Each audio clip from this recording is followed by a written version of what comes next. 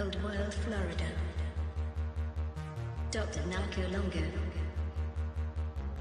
Brought to you by the Florida Department of Magic. Welcome to Florida, baby.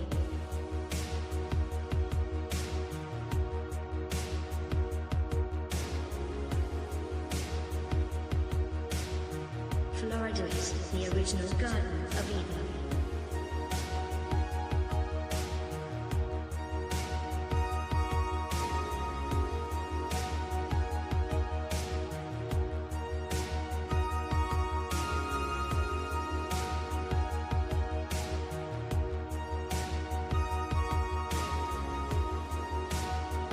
Florida has the highest concentration of freshwater springs in the world.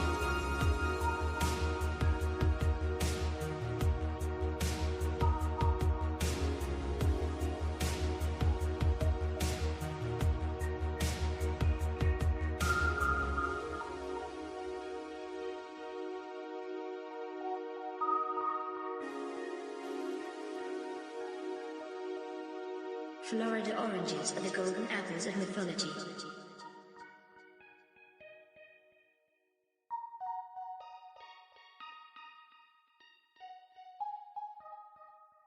A race of giant men once roamed this peninsula.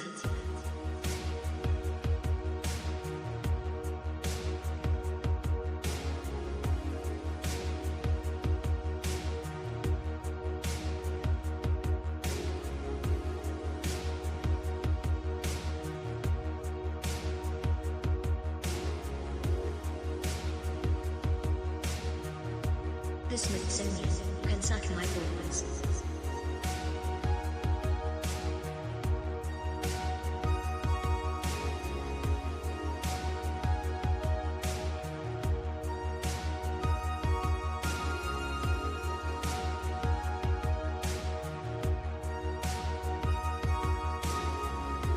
Florida is littered with many ancient megalithic ship anchors, known as Saxor stones.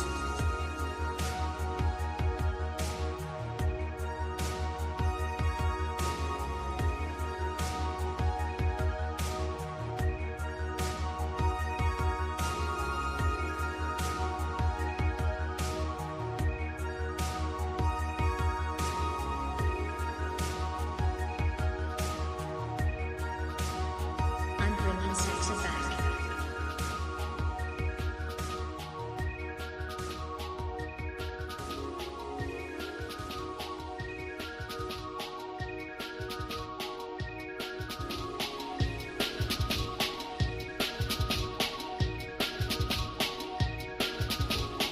Noah's Ark was constructed out of gopher wood.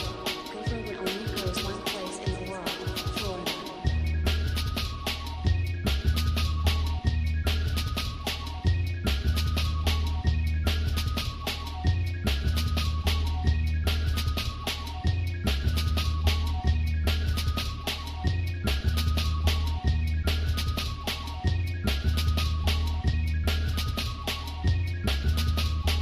Florida is the birthplace of the United States.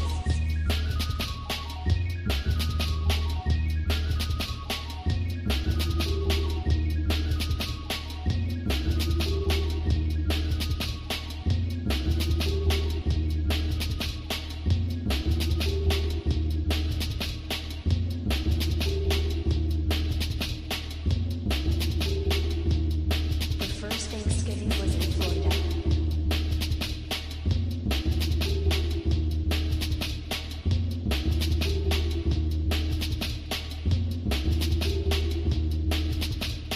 Let the black drink flow.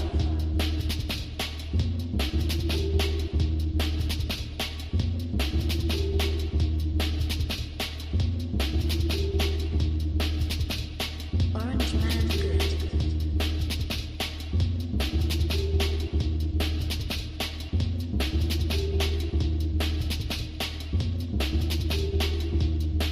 Click his way out to Florida.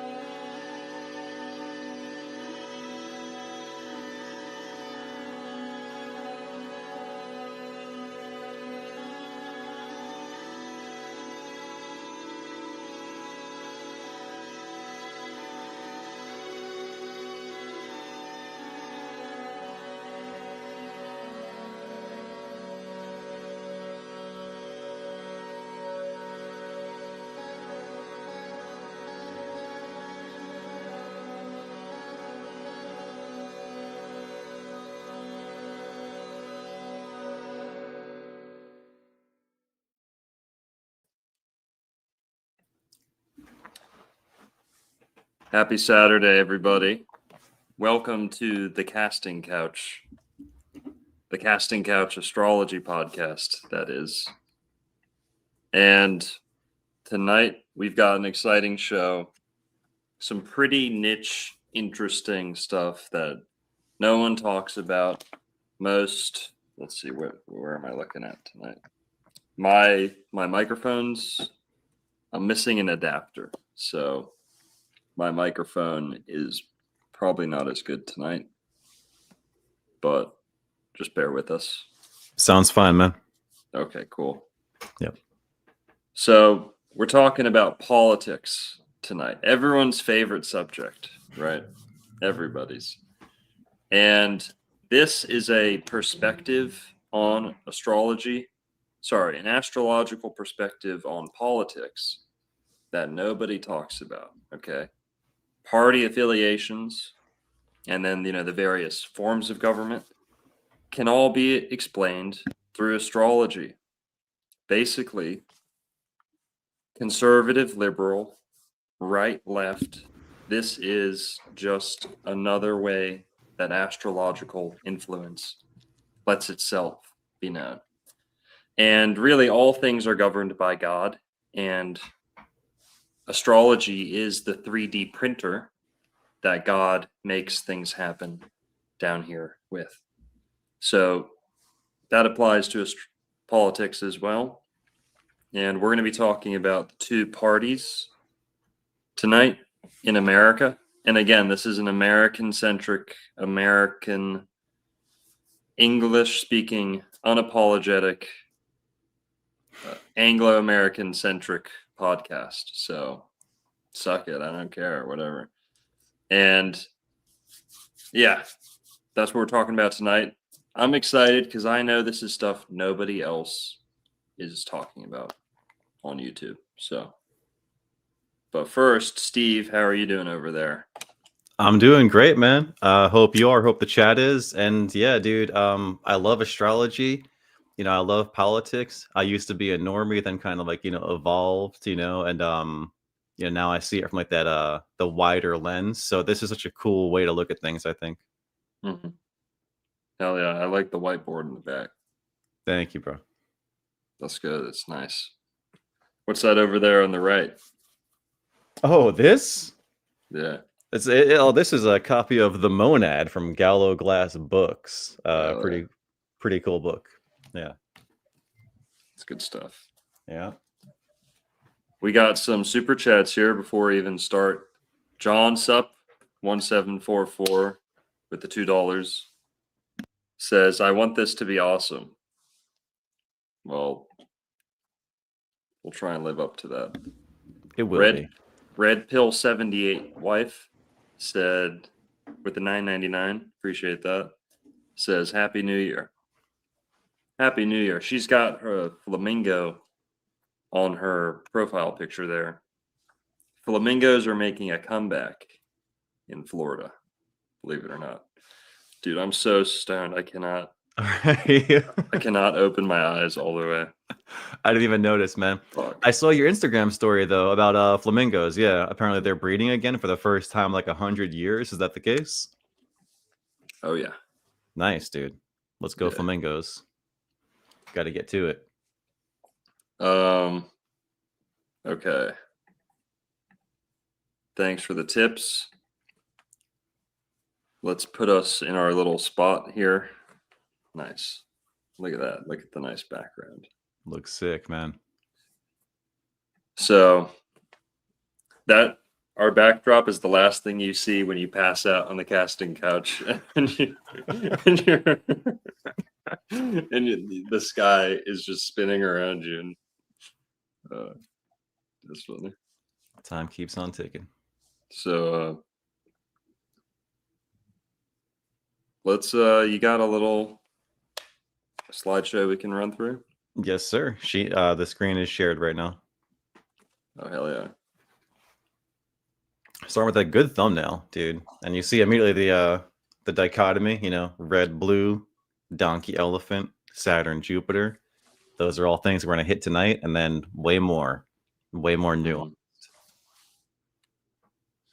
Yeah. Yeah, that's a good place to start off. There's one thing that I really want to tackle because I know a lot of people are just going to be dumping it in the comments left and right, okay?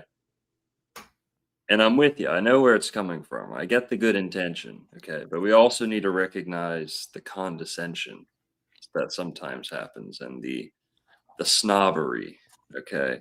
Where people, we're all at different points in this truther uh, you know, Journey, journey. awakening.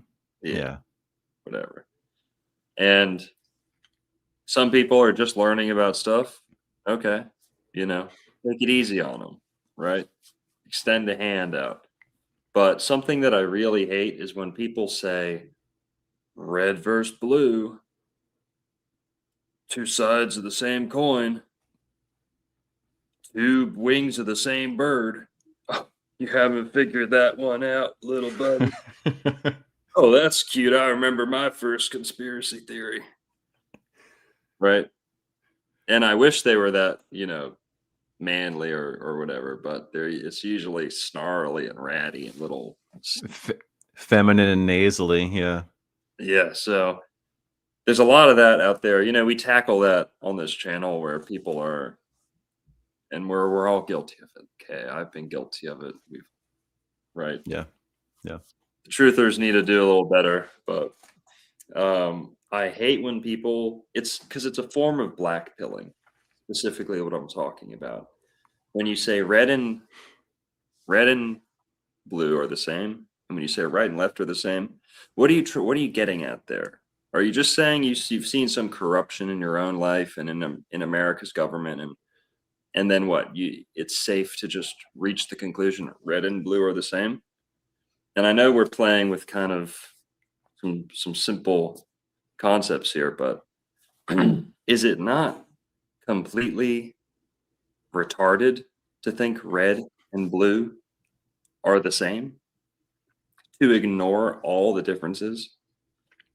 You're hyper fixating on the things that unite them. Corruption, right? In America, right? Especially. Mm-hmm. Red and blue are not the same, people. Stop acting like it. Right and left are not the same. God put two paths in the road for a goddamn reason. Pick one, recognize the risks in the other, recognize the risks in both, and pick one. Whatever. Why am I going off on this? I'm a Republican, folks. I'm red till I'm dead, unless there's some major shifts and changes. Okay, I know when I vote one way, the streets get cleaned up, and there's less scum, less God knows who running around on the streets. You can whine and whine about corruption and Epstein Island and the Epstein files, and okay, whatever. I don't feel entitled to a spotless lamb of a leader. Okay. I'm blessed to have Donald Trump as our president. The best president there's been in America in decades and decades, since JFK. Can we recognize, can we all just accept that? Can we all just admit that? Donald Trump is the best president since JFK. And Merlin can disagree if he wants, whatever. But I'm passionate about politics because I see the differences. I see the change. And if you're ignoring the change, you're retarded. You're just not.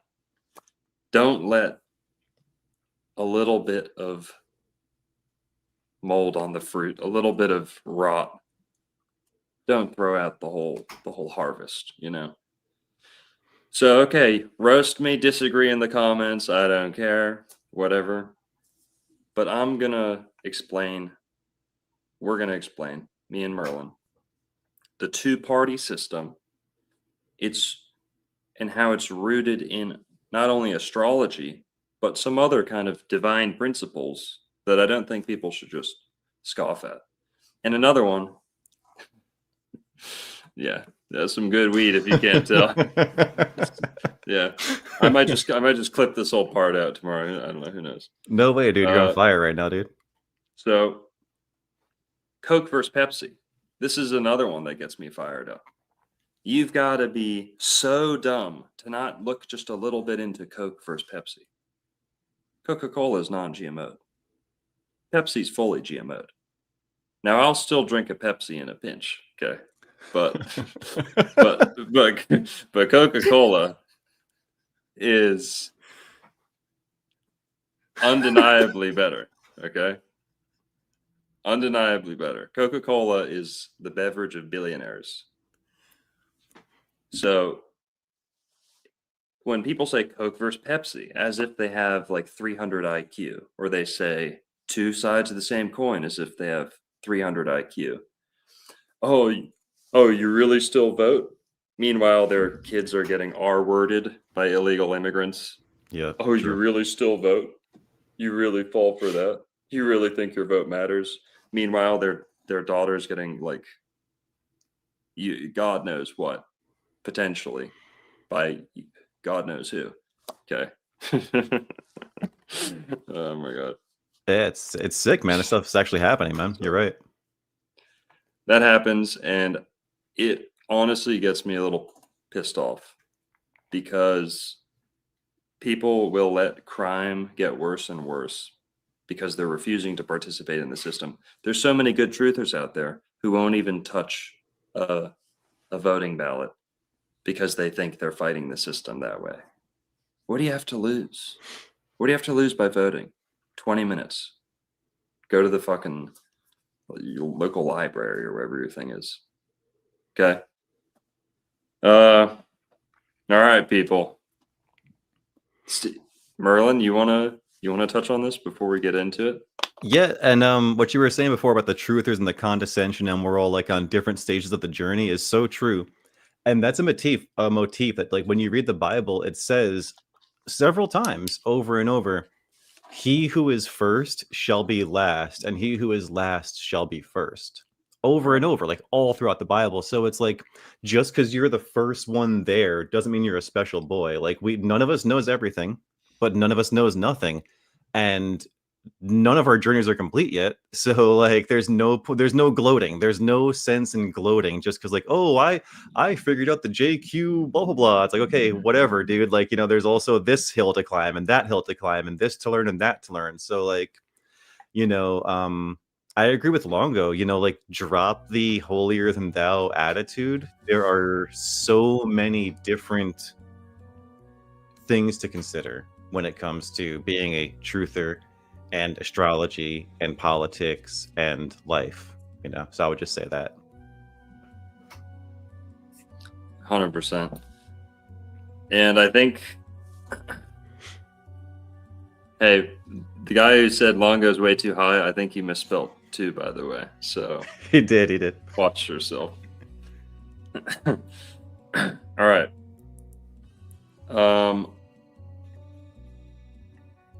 Let's see. I'm gonna bring up my notes here. We got the red, blue, and then the Baphomet. Okay, Baphomet's a good place to start. Baphomet is a good place to start. People, there's a lesson in Baphomet, okay? You see the right hand going up, the left hand going down. Just keep that in mind, okay? Just meditate on it for a sec. When people say right versus left, red versus blue, they think they cracked the code. They think they figured out the matrix, right? Well, right versus left are not necessarily right versus left equal lateral. It's not a lateral decision necessarily. One of the lessons that Baphomet can teach us, I'm not a Baphomet guy, okay? I spit on Baphomet, okay? I don't like Baphomet. But one of the lessons there is that right is up and left is down. The choices we make are not like on a lateral spectrum. It's like a spiral staircase. Right brings you up and left brings you down. So people who think they're going to choose the left-hand path in life and end up in the same spot, No. You're going downstairs, and maybe it might feel like you're in the same spot because it's like a spiral staircase. This is how music works too. The notes that go up, you're going in one direction, but you're kind of returning to the same spot while ascending. Right? Okay. Well, Baphomet is showing us that right is up and left is down. And I'm going to make the argument that this is like a direct correlation to politics too.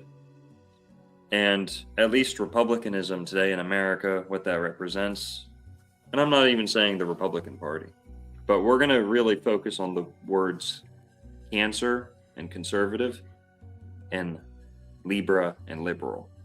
And we're going to show how the red and the blue and the up and the down gets its kind of origin and mechanics from astrology, from the zodiac. So right off the bat, see if you got any graphics for this. Sure. Conservative and liberal. The parties come and go, right? We've got Republican, Democrat right now, but the parties have came and went throughout history, but there will always be a right and a left, right? Okay. Liberal. Yeah, that's a good place to start right there. Thanks. I'm going to show you that right is up and left is down, pretty much. This chart's kind of a little bit, it's accurate, it's true to how astrological charts are plotted. Aries is over there to the left. But there's another way you could, if you spun this basically, you could put Cancer up a little higher. Like when in Freemasonic art, they'll put Cancer up at the top of the arch, very, very high. So, let's get into this. Yeah. Conservative and liberal come from Cancer and Libra. Cancer and Libra is where we get conservative and liberal. And we're going to show you with etymology, phonetics, words that sound like other words, always reveal a higher truth, a divine thread, right? An original meaning to sound. Words that sound alike always are connected in some special way. So, conservative comes from Cancer, and pretty much no one ever talks about that on YouTube, and it blows me away. All the big astrologers will spend hours and hours on politics, tracking elections, tracking stuff like that. And they won't talk about just the party names themselves. And we're going to talk about the animals of the parties tonight too. But Cancer comes from conservative. So let's hop on to the conservative slide. Oh, sure. Like the animals for the conservatives? Well, you had one there for Libra, right? Yeah, I can put that up. And I would just say real quick too on the Baphomet thing, like think about like what the different parties or sides are associated with, right? Like the right side, pull yourself up by your bootstraps. And then to be a leftist or a collectivist, you must put yourself below the system. So like if you're on the right, like you put yourself above the system and control the government, whereas on the left, it's about the government controlling the people, making yourself less than, lower than. So there's just a little up-down connection there. And here is the conservative slide. Oh, yeah. And this is a good comment here from Magic Garden Mike. It says, right hemisphere of the brain is where the higher mind is. That's correct. So I would say yes, that even applies to having. Damn, some cute girls just walked up. Just kidding, just teasing.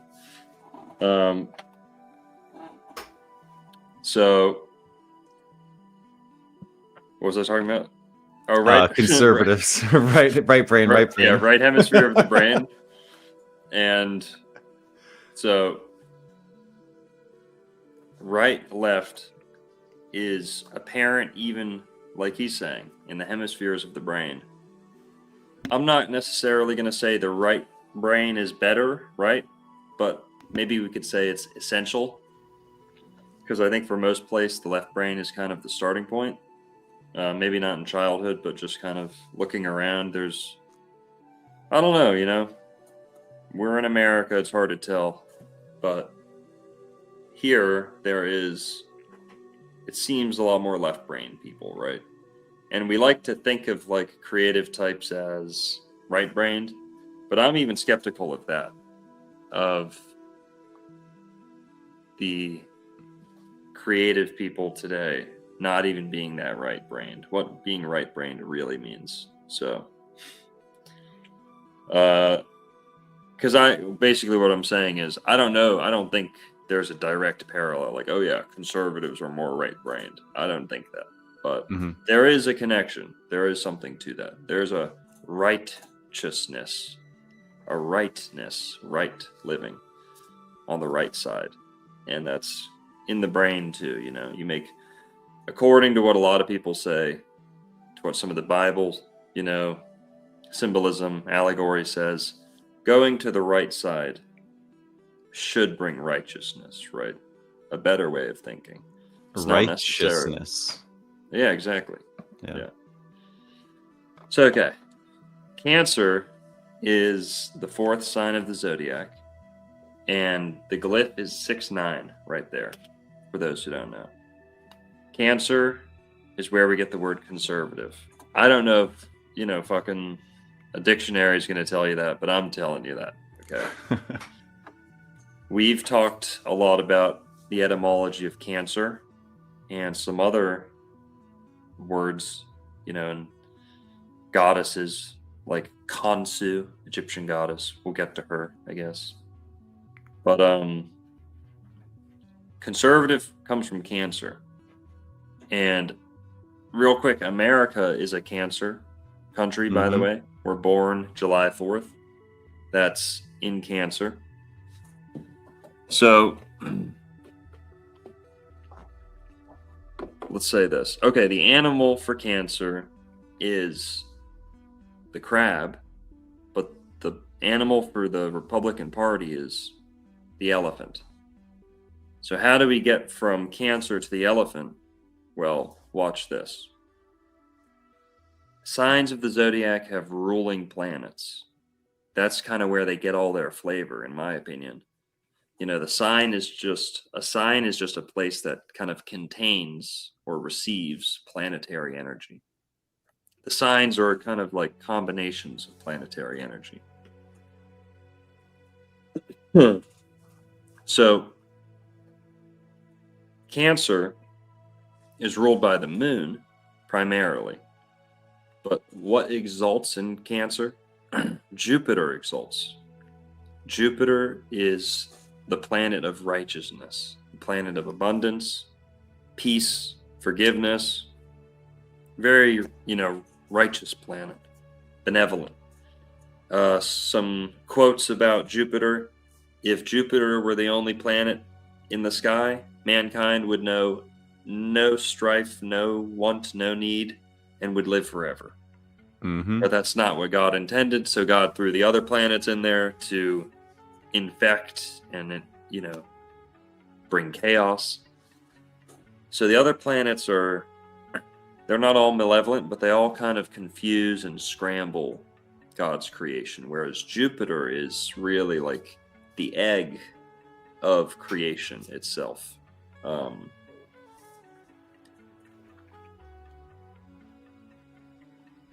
Jupiter exalts in Cancer. Exalt means it's at its happiest, it's at its best, it's strongest, it's doing its job the best, right? So the moon exalts in Taurus, but it rules Cancer. You see the distinction? Well, Sagittarius is ruled by Jupiter. Pisces is ruled by Jupiter. but Jupiter exalts in Cancer. That's why we get, as we said in the last couple episodes, that's why you get Jew and July from Cancer. Or Cancer is in June and July. It gets that Jew phonetic root from Jupiter. Not the Jews, sorry. Nope. Okay. And you can see the connection too, because Jupiter rules Sagittarius and Pisces. Right-leaning people tend to be more religious because Jupiter is the planet of religion, and the two signs most associated with religion will be Sagittarius and Pisces. So you get those, religious tendencies in those right-leaning parties typically, whereas leftists, atheistic, especially look at the Soviet Union, as far left as you can go, Didn't they outlaw religion in the Soviet Union? Or it was really persecuted, crazily, crazy stuff. Yeah. Yeah, they did. It was, I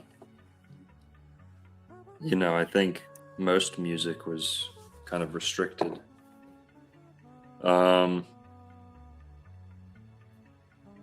Cancer, conservative. Okay, what are some other Cancer words? Let's help you get a feel for Cancer. And not many astrologers talk about Jupiter when they're talking about Cancer. They don't establish that connection. So Cancer is the fourth sign of the zodiac. It's a water sign.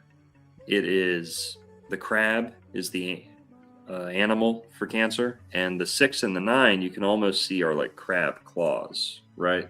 Folded in front. But there's also the 6-9 makes sense. 69ing makes sense with Cancer too. Okay, maybe we'll get into that. Mm-hmm. Tip. Let's see some tips if you want me to talk about 69ing. Okay. Otherwise, so Cancer, conservative. What are some other Cancer words?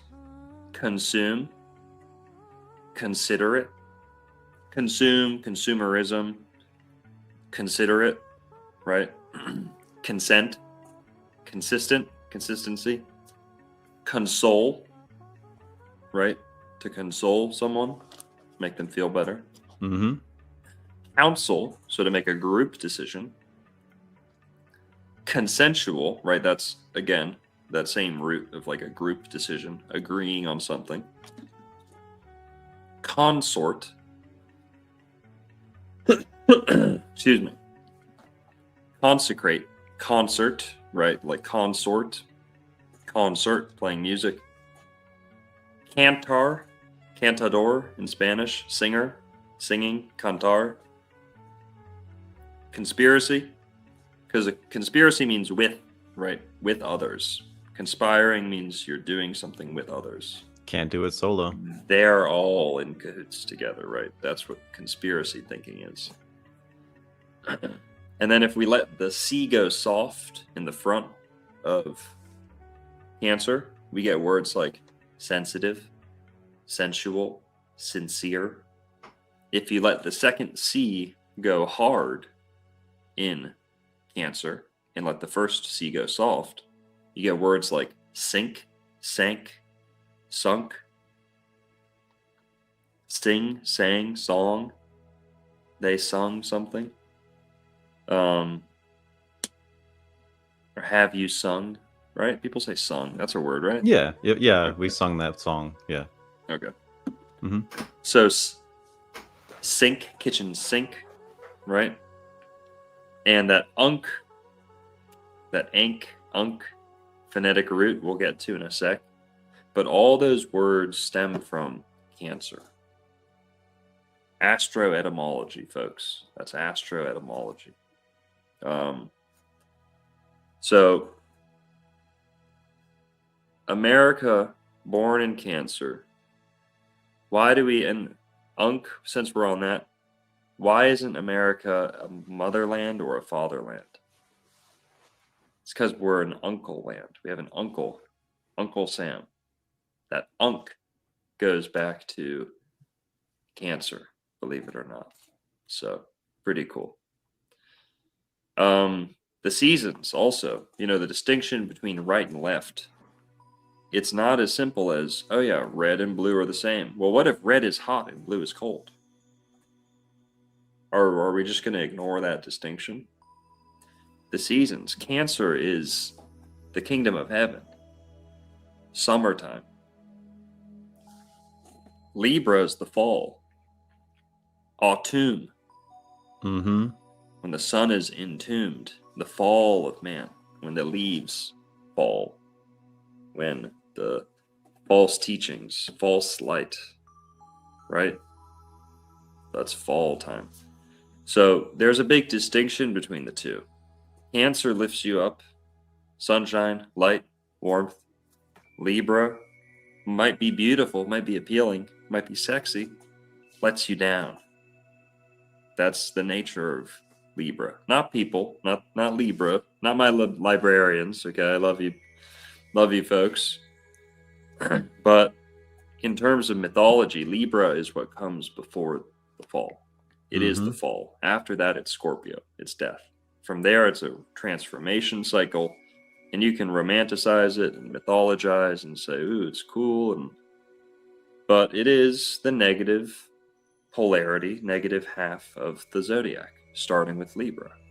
So, I like Libra. I like Scorpio. Scorpio is my favorite sign in terms of like what they represent and the depth and the range.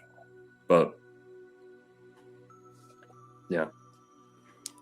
And Thoughts? going back for a second to the seasons, that's so cool because the word north is an anagram for the word throne. Like north, you can turn it to Thron and throne, and the North Pole, Polaris, the center of Earth, is the throne of God. So yeah, like Cancer's a complete celebration, of God. That's when the sun is closest to God, essentially. It's when it hits that Tropic of Cancer. And then of course, Libra being the fall. Like when if leftists get full control and like that authoritarian regime gets in control, that's when things really fall to pieces. That's true misery, as Jordan Peterson would say. Totally. I'm going to go grab a water. Can you hold it down for 1 sec? Yeah, sure. You want to hit to the next subject or what? Yeah, for sure. You got Talk any about more some animals? slides? Yeah, tons, man. We got elephants. We got yeah. So the elephant is the animal of the Republican Party, and just think about what an elephant is, what an elephant represents, right? Elephants are huge animals, and Jupiter is the planet of expansion.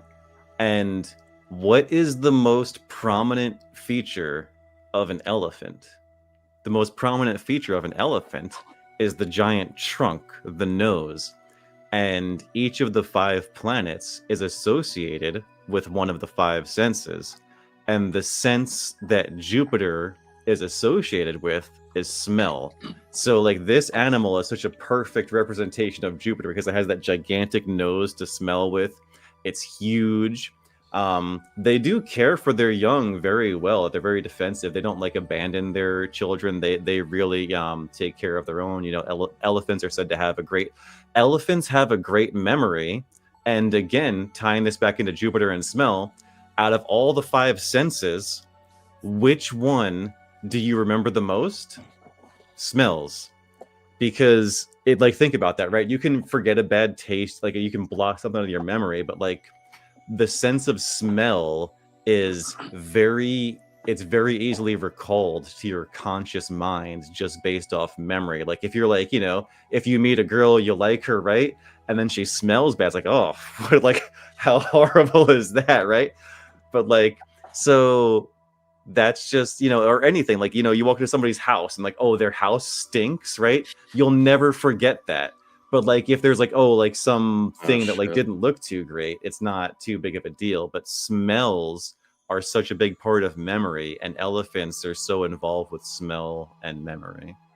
What's up, Longo? Welcome back. Yeah. Like Merlin said, Jupiter, elephant is ruled by Jupiter, the animal elephant. Let's just look at the astroetymology, the phonetics there. Elephant elevate, elevant. It's elevating. Jupiter is the most elevating planet. It is the least dense planet. Jupiter. Saturn's the most dense. Okay, we'll see that. Elephants literally help lift things. How many animals help you lift? Elephants are like a forklift. They're literally like a forklift. Like That's true. They're shaped like it. two tusks going up. And their trunk, they can lift things up. And you can, ride them like a horse.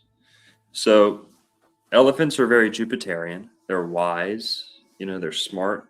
They are associated with benevolence. And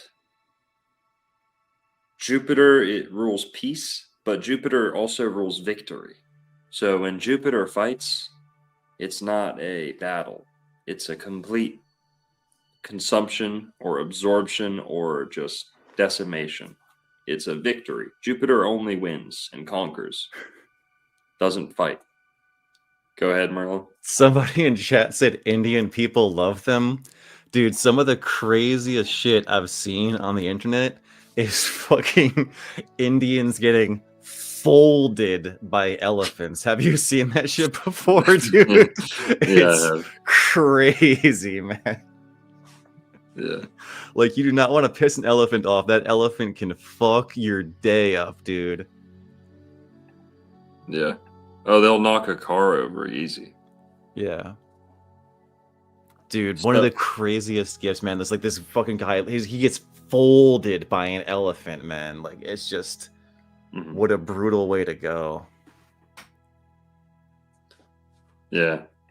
So elephants ruled by Jupiter, and that makes sense why they chose an animal ruled by Jupiter to represent a party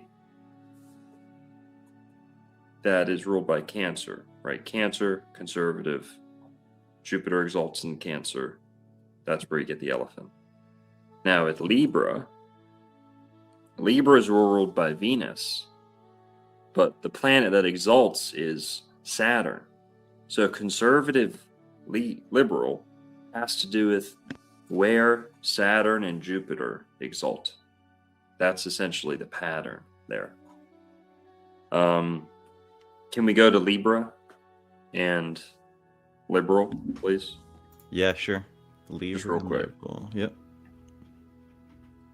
So Libra and liberal. Libra is the 7th sign of the zodiac. So Cancer is the 4th. Libra is the 7th. They are both cardinal signs, so they have that in common, right? Cardinal signs of the zodiac. Libra is the 7th sign, and it doesn't necessarily have an animal traditionally. It doesn't have a hang on, let me throw the music back on. It's one of the human signs of the zodiac, or just like even a non-human figure. It's the balance, the scales. Yeah, and all the air signs are part human. So twins, Gemini twins, Libra, Lady Justice holding the scales. There's usually a woman holding the scales. But it can be inanimate. It's either an object or right with a person. Aquarius is a person pouring out the jug. So all the air signs have people in them. Pretty interesting. Not animals. But the animals that I've associated with Libra are the dove and the serpent. Aleister Crowley is a good source for the reasoning behind that. He's got a little poem that he tells about that. The serpent in the tree in the Garden of Eden had a lot to do with Libra. Lucifer has a lot to do with Libra. Mm-hmm. So Libra, also the word left. Many L words have to do with Libra. Lucifer, loser, right? Lose, meaning light, but also to like rebel, or to be like, let loose, right? The angels that were let loose rebelled. Libra, the seventh sign of the zodiac, is also the evening, and the evening of the day and the evening of the year. So associated with Eve from the Garden of Eden. The serpent and Eve has a lot to do with Libra, right? So when we say someone's on the left, we're associating them with Libra and Lucifer. And sorry, Eve, but evil, it's on the left side, the left-hand path. And I don't want to go too harsh on Eve. I'm only teasing, but yeah, snakes, the serpent, that's all left-hand path. And what are some other Libra words, right? Libra rules a lot of good stuff too, okay? So Libras are very social, most social sign. Well, that's where we're going to see socialism coming in. I know that, and I know it's a little bit of a stretch there, but Libra is what links those two things together. Libra has a lot to do with, like I said, a little bit of rebellion. They're not the most rebellious sign, but they're certainly up there.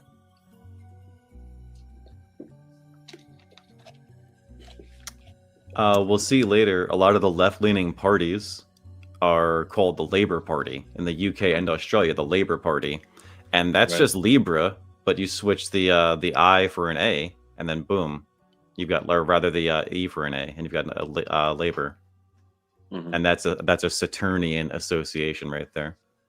Yeah, because Saturn rules hard labor. Yeah. Other Libra words, liberty is a Libra word. To be let loose, to be free, to do whatever you want. That is Libra. Libertine. So liberty, but also libertine. What does libertine mean? Hooking up with lots of people, being, drinking, staying out too late. Libertine lifestyle, right? Very Libra. Now, Libras can be very libertine. I will go that far, okay? And Sagittarius are no angels, but yeah, Libras can have a very light or loose approach to life sometimes. Libido. Yep, there's another good liberal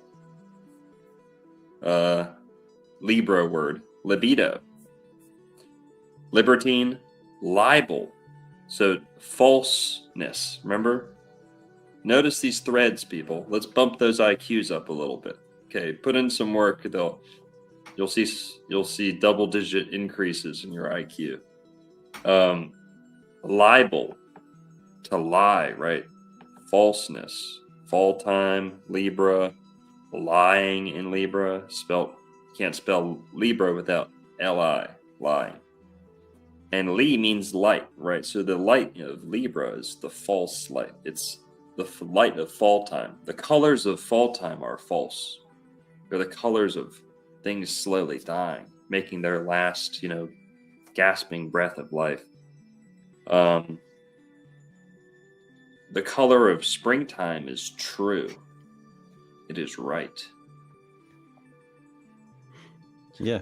It's that beautiful green, the vernal equinox. And how do you say green in Spanish? Verde. Ooh, so verde, vernal, that's versus good. the false light, where you get this beautiful gold, right? Satan tempts Jesus and says, "Oh, I will give you all these riches, all this gold," and then he wants to lead him to the fall. Inverno. Not true. Inver, right? Inverno. Yeah. That's how we say winter. Inverno. Yep. And ver is all like verity, veritas. It's truth. So inver is an inversion of the truth, of the ver. Mm-hmm. Yeah. Yeah, that's a great little add-on right there. So What other Libra graphics do we have? We've got the owl. We've Well, got. Put on, yeah. Go to Lady Liberty. That's a Okay. good one. Yeah, that's perfect. So Libra, Lady Liberty has a lot to do with Libra too. Okay. Libra is also the word book. Libra, library, books, right? And notice books, there's two halves in the book, right? There's the spine in the center. There's two halves on the book. Libra is between the two halves of the zodiac, right? And if you're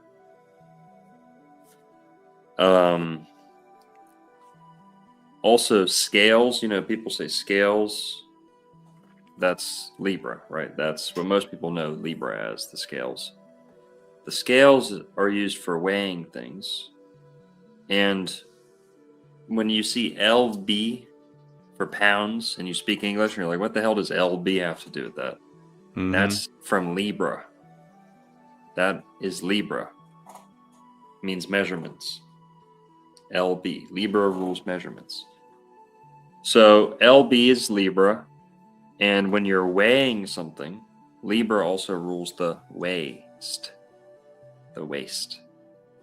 And the kidneys are kind of like two scales too, right? 100%. So Lady Liberty is very much like a Libra superhero. And does she have a book in one hand? Do I have like a a scroll? What is it? on the left hand? What is that there? Yeah, it's like an ancient clipboard or a book. A ledger of sorts. Yeah, that's Ooh, Libra. ledger. Yeah. Yep. That's Libra to the max. A book and a torch. So liberty, scales, justice. That's all Libra. And yeah, Merlin mentioned labor. Also, what is the left very obsessed with? Labeling.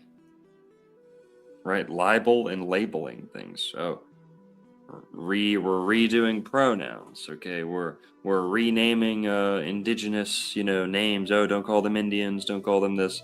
Everything needs a new label. Everything has a new extra sub-label and all this. So but yeah, and Li means light, like I said. So fleur de lis, we hear flower of light. Li, light, light bringer. Right, Libra is Lucifer.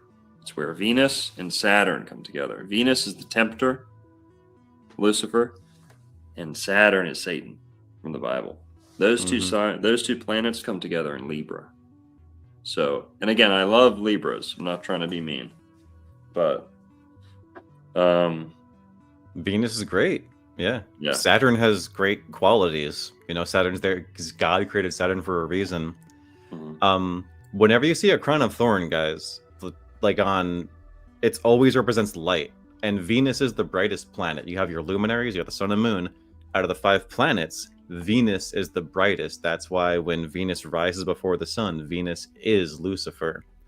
And real quick, just because we love dispelling like half-baked truth or midwittery, this is one of those things, guys.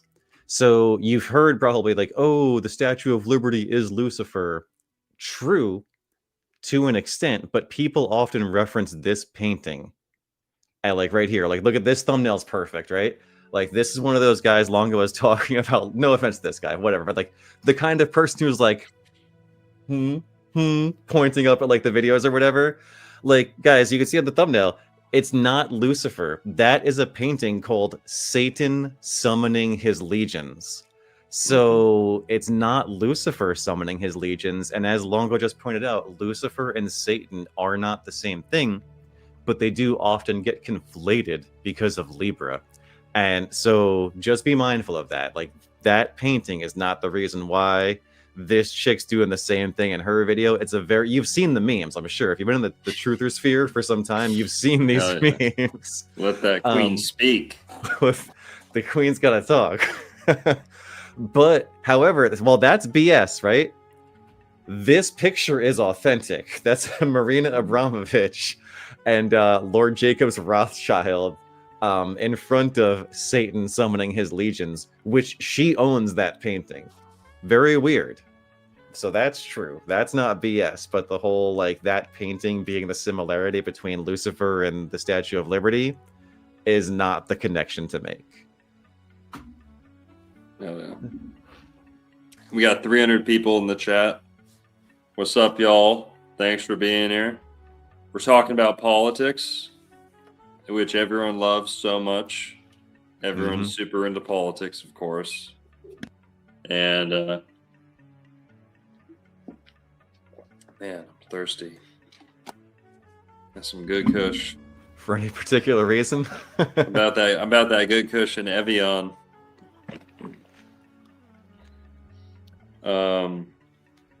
So yeah, Cancer, Elephant. Let's talk about real quick. I wanted to watch a little something on the elephant. Yeah, dude. I put it in the private chat. Well, here. First, let's talk about the donkey, just for a sec, because we already talked about the elephant. Yeah, that's perfect. I love that picture.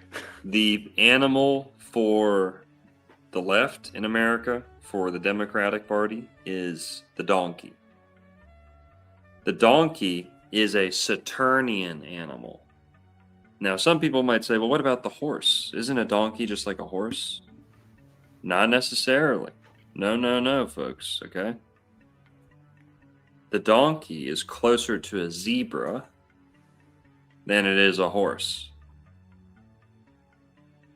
Yep. And the zebra, zebra is still alive today. So donkeys have more in common with zebras than a horse. You do not want to ride a donkey into battle. That would be less than ideal. But you can ride a horse into battle. Mars rules horses, Saturn rules donkeys. Yeah. So zebras and donkeys can mix. Now horses and donkeys can mix. That's a mule, right? But a donkey is very different from a horse. Donkeys have longer ears, I believe, or at least in comparison to their body size. Kind of like a zebra. But notice that a zebra has black and white. The black and white stripes. They're like a referee, right? It's like the black and white of the Masonic floor, okay? That black and white, like the referee, like this jacket. A sweet suit. That's like a Saturnian thing. The referees are like Saturn's representatives on the game field. They are there to rule things, make sure everything's in play, in bounds, make tough decisions, make ejections, right? Karmic decisions. And that's the referee, the mule coming from the zebra. Pretty cool, the black and the white. Now, what else? Well, did you guys know that donkeys have crosses on their back? Donkey, cross on the back. Thank you, Merlin. Donkeys have a cross on their back. My cat also has a cross on his back, like this. But let's talk about donkeys.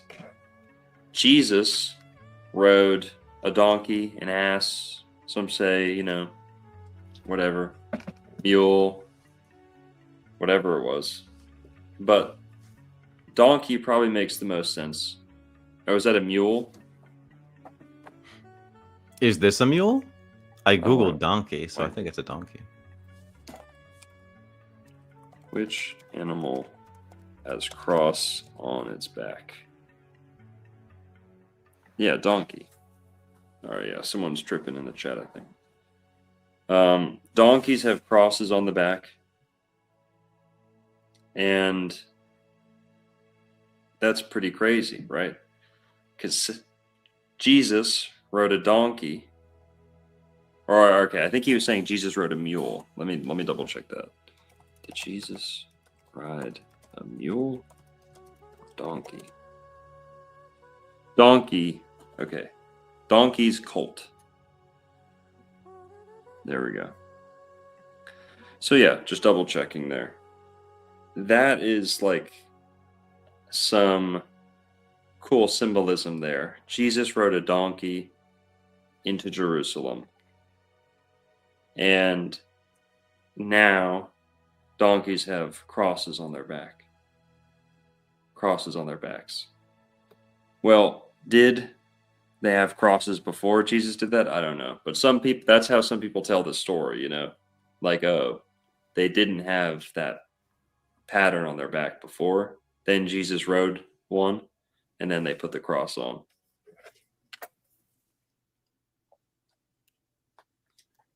What's up? What's so funny? Someone in chat said Jesus was Shrek, whole world Micmac. And then Don Quixote too. He was a bit of a jackass, you know. He was very constrained by his limitations, you know. And that's a very Saturnian connection to donkeys, right? They're an animal of labor. They're constrained. They live a very hard life, you know. Not a lot of donkeys live in the high life. Right. And, you know, the cross is definitely a Jupiterian symbol, but it's also a little bit Saturnian. For example, Kra, all words that start with Kra, K-R, or C-R, go back to Kronos and Saturn. Saturn is Kronos, and Loki, same guy. Okay, here, donkey, Loki. The down key, the Loki. Dawn, right. the ruler, right? Dawn, the Lord. Donkey is the Loki, and Loki is also Saturn. Now, cross starts with CR, and many CR words go back to Saturn, like I said. Criminal, crook, crooked, croon, crone, Crux, crucifix in chat, yeah. crucifix, yep. Crust, crumbs, right? Like leftovers, things that have been destroyed, or yeah. Crush. There you go, exactly.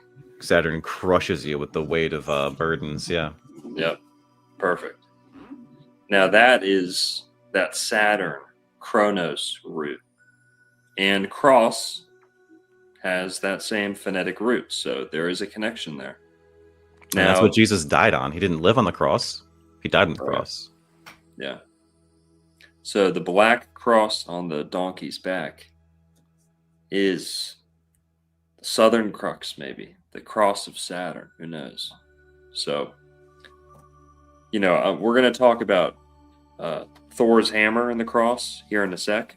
But for right now, this is a further proof that Saturn is associated with the donkey. And Saturn's influence is constrictive, like Merlin said. It's oppressive, constrictive, and donkeys are a constricted animal. Not only because they are, you know, exerting themselves and they take on a lot of burden, but also because they're diminutive. They're like small. They're like shrunk. They're like a miniature horse, right? Like a dwarf horse a little bit.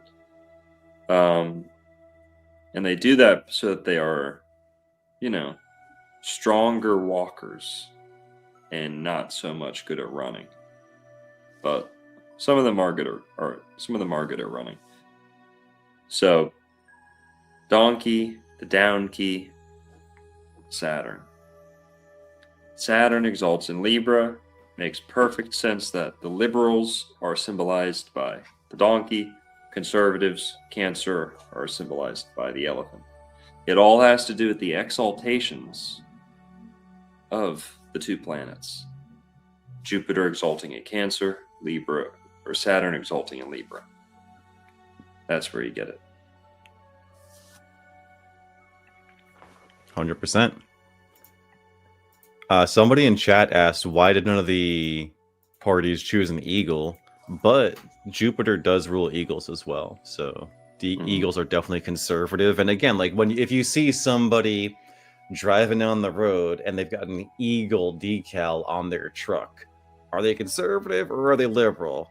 probably a conservative, right? Because it's just associated with America. Even the flag, the American flag, has become associated with conservatism rather than liberals. Liberals, like the flag is like a cross to a vampire at this point for them. Whereas conservatives love and embrace the flag, because it represents the nation. Yeah. And there's also, these planets have different modalities. So like Jupiter in its peaceful, wise,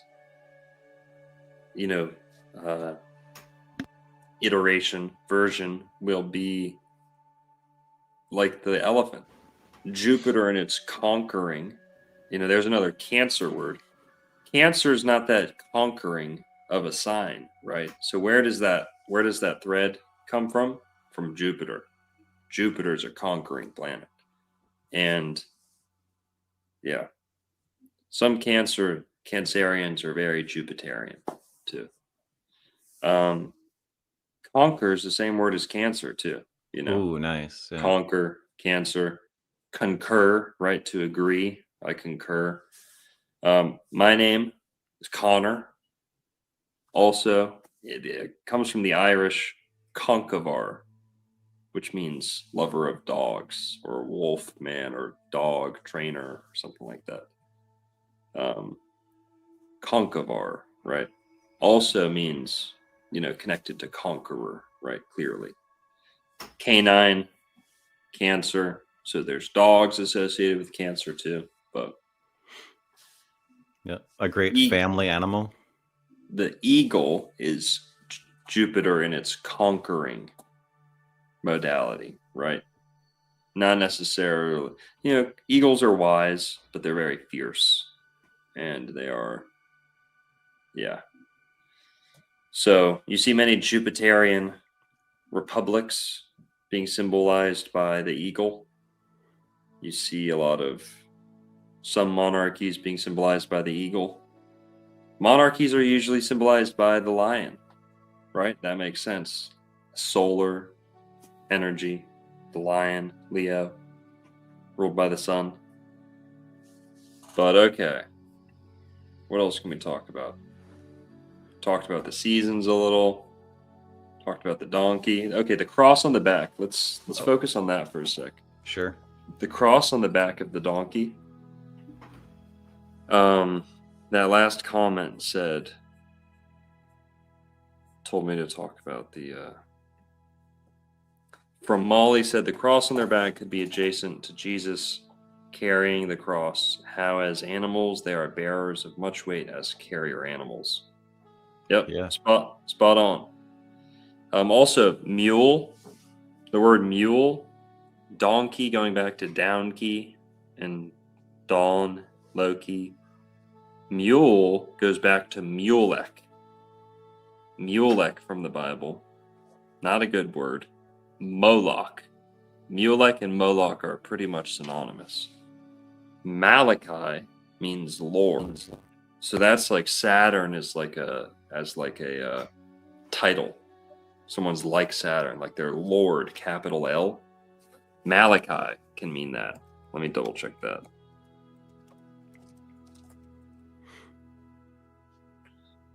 Yeah. Or messenger of God, it can mean that too. All right. Well, yeah, I guess it means more messenger, but.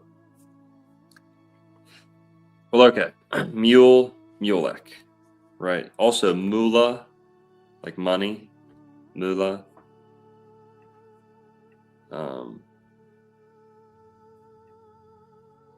Okay.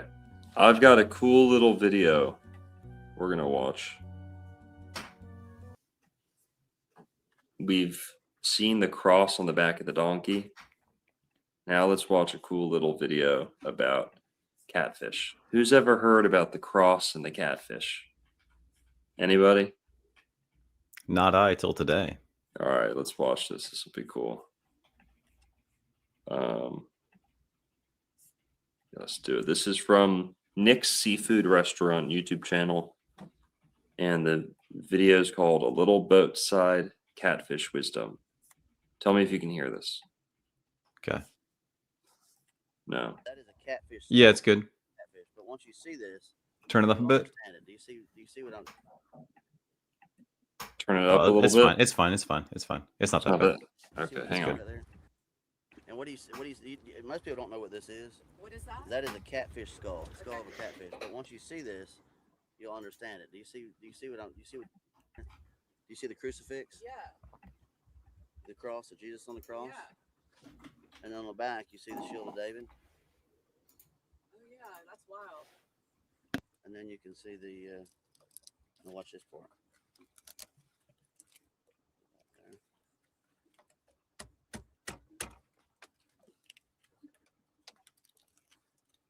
See that these are the rocks in the catfish's head. So watch this. See that right there? Every catfish has two rocks like that. They're unique, and there's no two like it in the world. Oh, how interesting. And that represents the dice that were thrown upon the cloth. That's cool. So Wow. that's it. And most people don't Watch it know one what more this is. time. What is that? That is a catfish skull of a catfish. But once you see this, Where's my money? Oh and shit. most people don't know what this is. What is that? That is a catfish skull of a catfish. But once you see this, you'll understand it. Do you see what you can see right there? Do you see the crucifix? Yeah. The cross of Jesus on the cross. See that? That's And then on sick. the back, you see the shield of David. Oh yeah, that's wild. And then you can see the. Now watch this part.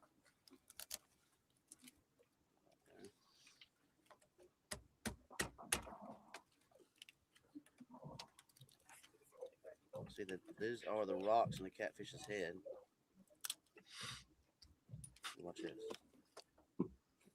See that right there? Every catfish has two rocks like that. They're unique, and there's no two like it in the world. Oh, how interesting. And that represents the dice that were thrown upon the cloth. That's cool. So Wow.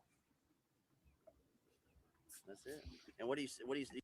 I think this was a Florida fisherman too. I could be wrong. I don't know if he's affiliated with that restaurant or not, but Nice. that'd be cool if he's from Florida. I do have slides for this, by the way. Okay. I got a good one pulled up actually. Hell yeah. Check this out. This is a poem, The Crucifix Fish. Of all the fishes in the sea, our Lord chose the lowly sail cat to remind us of his misery.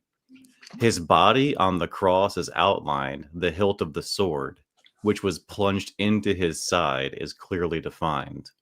Look at the back of the fish's bone, where the Roman shield is shown. When you shake the cross, you will hear the dice being tossed for our Lord's blood-stained dress. Those who can hear them will be blessed. So yeah, that's a thing. And that's what it looks like. That's like a close-up picture of it. Whoa. Hell yeah. Well, I'm going to try and get my hands on a catfish skull now. So that's pretty cool. Another animal with a cross on it. You got the donkey and the catfish.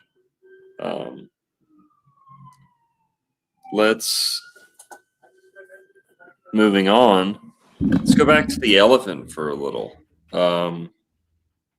Other animals associated with Libra would be the owl and the goat, right? But Jupiter with the elephant, let's focus on the elephant for a little bit. I have a video called Elephants. Let me double check. Ancient elephants prove Florida It's was in private planted. chat. I got a link to you in the private chat in StreamYard. Thanks. With a timestamp. All right, one sec.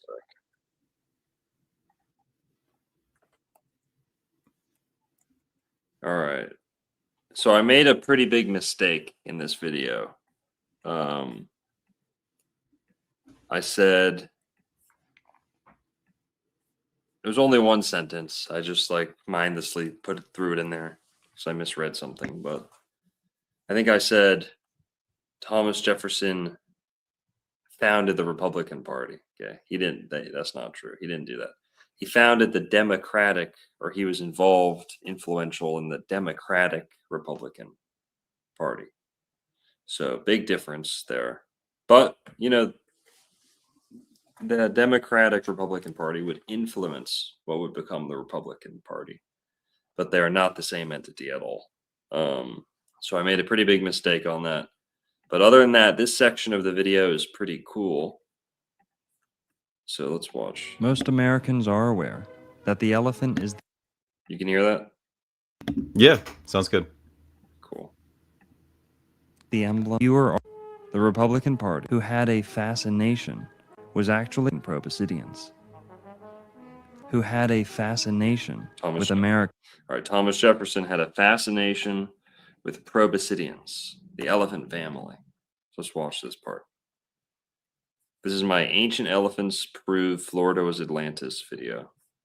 And no, I'm not joking.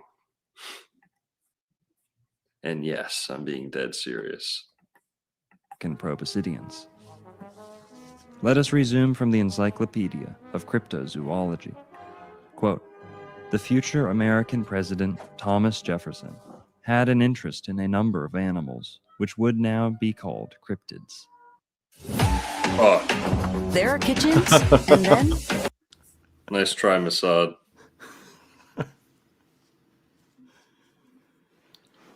Gotta get YouTube Premium, man. Hell no. Megalonyx, and mats, including the American lion, megalonyx, and mastodons. In his work Notes on the State of Virginia in 1785, Jefferson recorded an account of a now famous Indian legend of a big buffalo, previously recorded in 1748 by a French officer named Fabry, which he believed could refer to the mastodon. Quote, in ancient times, a herd of these tremendous animals came to the Big Bone Licks and began a universal destruction of the bear, deer, elks, buffaloes, and other animals, which had been created for the use of the Indians.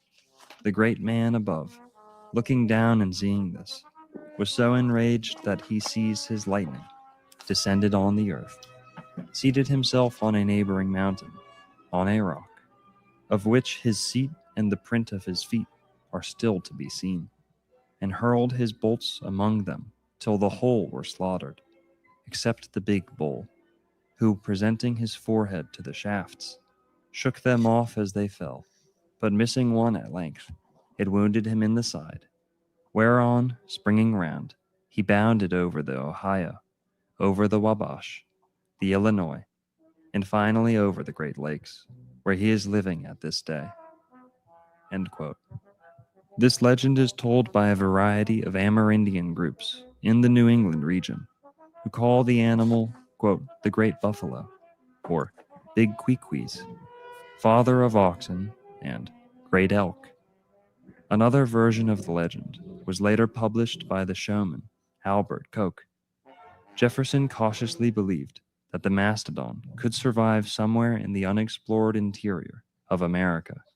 According to the lawyer and educator Nathan Guilford, the Potawatomi and Shawnee west of the Great Lakes called the extinct mastodons tree eaters and described them as semi-aquatic, browsing animals with very long and curling tusks, a rough blue-gray hide, and large ears. These Indians did not hunt the tree eaters. Rather, they respected the elephants for clearing the forests, enabling them to plant maize, and for their, quote, affectionate and docile disposition. Guilford quoted legends of Indians riding tree eaters, and of a baby tree eater, too young to browse successfully, wandering down the Ohio Valley and being domesticated by a Shawnee chief. As well as legends, Thomas Jefferson recorded a rumor that elephants were still to be found somewhere west of the Missouri River, on the authority of a certain Stanley, who had been captured by Indians near the Tennessee River.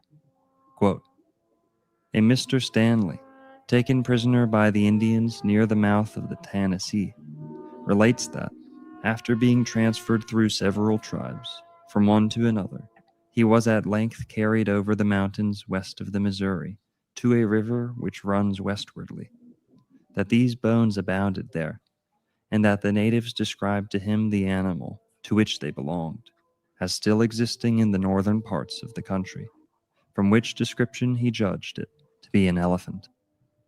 End quote. Republican President Abraham Lincoln also had a fascination with ancient American proboscideans. The following is an authentic quote of his, dated to the fall of 1848. Quote, "When Columbus first sought this continent, when Christ suffered on the cross, when Moses led Israel through the Red Sea, nay, even when Adam first came from the hand of his Maker, then as now, Niagara was roaring here. The eyes of that species of extinct giants, whose bones fill the mounds of America, have gazed on Niagara as ours do now. Contemporary with the whole race of men, and older than the first man, Niagara is strong and fresh today as 10,000 years ago. The mammoth and mastodon now so long dead, that fragments of their monstrous bones alone testify that they ever lived, have gazed on Niagara. In that long, long time, never still for a single moment, never dried, never froze, never slept, never rested." End quote. For those wondering, Lincoln was not only addressing the ancient American proboscideans, but was in fact also referring to a race of giant men interred within the Indian mounds of America. If you'd like to learn more about the hidden history of giants in Florida and ancient America, check out my other videos. In 1862, as the Civil War was in full swing, Abraham Lincoln came very close to receiving a number of elephants from the King of Siam for use in battle, as was and is the custom of Thailand. The following comes to us from the American Battlefield Trust and includes a letter of response written by Lincoln himself. Quote, "In one of the more humorous events of the Civil War, President Abraham Lincoln politely rejected an offer of elephants from the King of Siam. While the letter from Rama IV, aka Mongut, was addressed to former President James Buchanan, it was up to Lincoln and his Secretary of State, William Seward, to politely decline this offer from afar. As Lincoln points out in his reply, steam power had overtaken the need for heavy animal power of this kind. This friendly exchange has elicited many fanciful what-ifs. What if the Union or Confederate Army had use of battalions of war elephants during the Civil War? Could there have been herds of angry pachyderms at Pickett's Charge, or emerging from the forest lines at Shiloh?" Hello, friends. Bishop Barron here. I'm really thrilled to share with you one of the most, I think, exciting. Shut up, faggot. Oh shit. Quote, "To His Majesty Somdetch Phra Paramandra, Maha Mongut, King of Siam, great and good friend, I have received your Majesty's 2 letters of the date of February 14th, 1861. I have also received in good condition the royal gifts which accompanied those letters, namely, a sword of costly materials and exquisite workmanship, a photographic likeness of your Majesty and of your Majesty's beloved daughter." He sent him a selfie, a fucking custom sword, and some pics of his daughters. And also 2 elephants' tusks of length and magnitude such as indicate that they could have belonged only to an animal which was a native of Siam. Your Majesty's letters show an understanding that our laws forbid the President from receiving these rich presents as personal treasures. They are therefore accepted in accordance with your Majesty's desire as tokens of your goodwill and friendship for the American people. Congress being now in session at this Capitol, I have had great pleasure in making known to them this manifestation of your Majesty's munificence and kind consideration. Under the directions, the gifts will be placed among the archives of the government, where they will remain perpetually as tokens of mutual esteem and pacific dispositions, more honorable to both nations than any trophies of conquest could be. I appreciate most highly your Majesty's tender of good offices in forwarding this government a stock from which a supply of elephants might be raised on our own soil. This government would not hesitate to avail itself of so generous an offer if the object were one which could be made practically useful in the present condition of the United States. Our political jurisdiction, however, does not reach a latitude so low as to favor the multiplication of the elephant, and steam on land, as well as on water, has been our best and most efficient agent of transportation in internal commerce. I shall have occasion at no distant day to transmit to your Majesty some token of indication of the high sense which this government entertains of your Majesty's friendship. Meantime, wishing for your Majesty a long and happy life, and for the generous and emulous people of Siam the highest possible prosperity, I commend both to the blessing of Almighty God. Your good friend, Abraham Lincoln. Signed from Washington, February the 3rd, 1862. End quote. Speaking of the Civil War, seeing the elephant is the term soldiers used at that time to describe their first experience with combat, or to express their disillusion to warfare and desire for peace. This expression may have had its origin with the armies of Alexander the Great, whose morale plummeted in the presence of their enemies, war elephants. The phrase has since become an Americanism, which refers to gaining experience of the world in general at a significant cost. The elephant became the emblem and mascot for the Republican Party of America around 1874, when cartoonist Thomas Nast began using them in Harper's Weekly to symbolize Republicans during midterm elections. The mutual characteristics being alluded to are docility in times of peace, skittishness, emphasis on military might, overconsumption, and expansionism. The Republicans quickly embraced the elephant, making it their official symbol, and still use it today.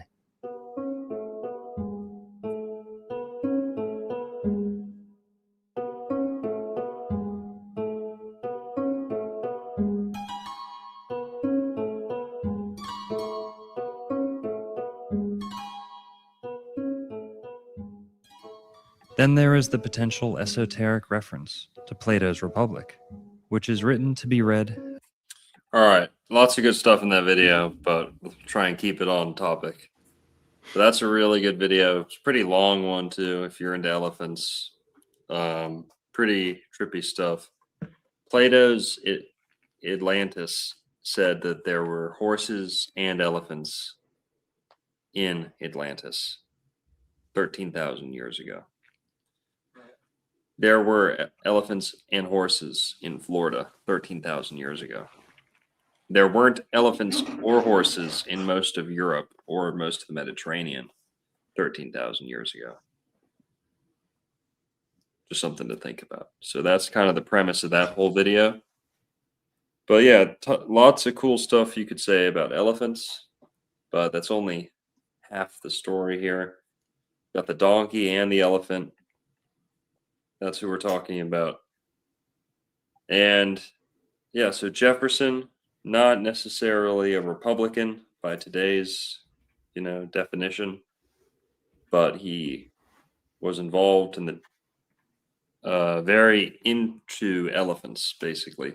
Abraham Lincoln, who was a Republican, also seemed to be pretty into elephants, or had elephants, come up in his life, So, okay, that is the two animals. We talked about them a fair amount, the elephant and the donkey. Well, how about symbolism now? Okay. Republicanism, I don't know if it has like a single symbol, but socialism and communism does have a symbol. And that symbol is the hammer and sickle. Excuse me. That Kush was tearing me up earlier. Excuse me. Oh, wait, actually, yeah. I smoke weed. Merlin's never touched the stuff in his life. Of course not. We'll just Um, leave it at that. yeah. And dude, real quick, if I may, that part about the elephant, like seeing the elephant as like seeing the world is really cool. Just given that like old wives' tale or whatever it is, where like there are the five blind guys, you know, touching the different parts of the elephant, trying to describe what the elephant is, and one person's like, "Oh, it's a snake. Oh, it's a tree trunk. It's a this. It's a that." So to see the elephant is to see the big picture. And Cancer, you know, the nation people, conservatives are more big picture thinkers, and you know, liberals can be a bit short-sighted, not seeing the big picture sometimes. Mhm. Yeah. But sorry, yeah, back to the symbolism. No, that's good stuff. Guys, on the right there is the symbol for Saturn, the astrological glyph for Saturn, the planet Saturn, who is Satan and Santa. Okay. Jordan Maxwell, shout out to him. Credit where credit's due. Jordan Maxwell pointed this out to me. I was watching one of his videos. The hammer and the sickle come from the symbol for Saturn. Isn't that crazy? Now you see the hammer up there, right? Kind of like the cross. You see the sickle on the right. I mean, it's clear as day. Now, the only issue I saw with this was you can kind of almost do the same thing with the symbol for Jupiter. It's a little harder, but I guess the way I made sense of that was the Jupiter symbol almost is the Saturn symbol, just turned upside down. They're just polarized, you know, opposite of each other. Some of the ways people draw the Saturn and Jupiter symbols, so they look really close, really similar sometimes. It's just simply flipped upside down vertically. So the hammer and the sickle, just like we were saying, liberalism is Luciferianism. I should have just started out with that to make it clear. Liberalism is Luciferianism. That is backed up by the astrology and the mythology. Socialism is liberal and Luciferianism, but it's also Satanism. Remember, Saturn exalts in Libra. So a big part of Libra is Saturn ruling it. The hammer and the sickle are Saturn. Why? Well, Saturn also rules industry and agriculture. Industry and agriculture. The hammer represents industry. The sickle represents agriculture. And like Merlin said, labor comes from Libra too. So this is a Labor Party, Socialist Party, call it whatever you want.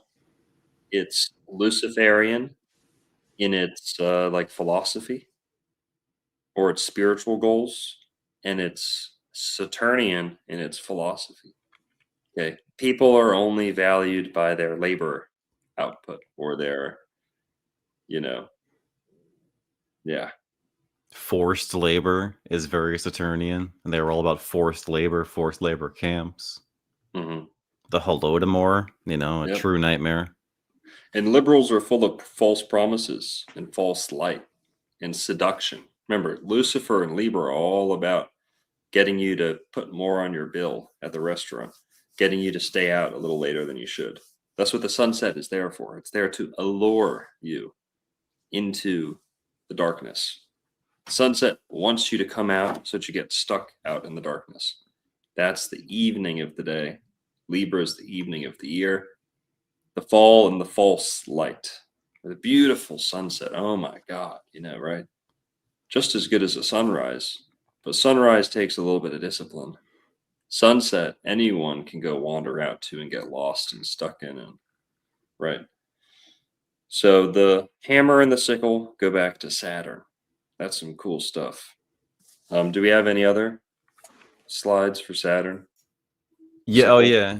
So check this out. This little bit. This says the sickle symbolizes Saturn, who is also Rempha, Moloch, and Chuin. Saturn is Satan. The hammer is used in Masonry to represent the assassination and resurrection of Hiram Abiff, the Masonic Messiah, who is the Antichrist. the Masonic initiate is struck with a hammer in imitation of a Biff's assassination. This is true. Masons do initiate. They do these rituals, and that's one of the rituals is the whole Harama Biff assassination. Pretty crazy. They swear a lot of bloody oaths too. And yeah, that's I think the two Saturn. Oh yeah, then like again, like right, like so the hammer and sickle is Saturn. The sickle is Saturn. That's why Saturn Chronos is always with a scythe, right? That's why the Grim Reaper is Saturn. Saturn rules death, and Saturn holds the scythe. So that's a connection there. Yeah. And like Longo was talking about, every single astrology glyph, guys, is composed of three things. You have the circle. Oh, I'm going to put it more to the right so they can see it. The circle. Okay, there we go. Ready? You got the circle, you got the semicircle, and you have the cross. And the circle represents spirit, and the cross represents matter.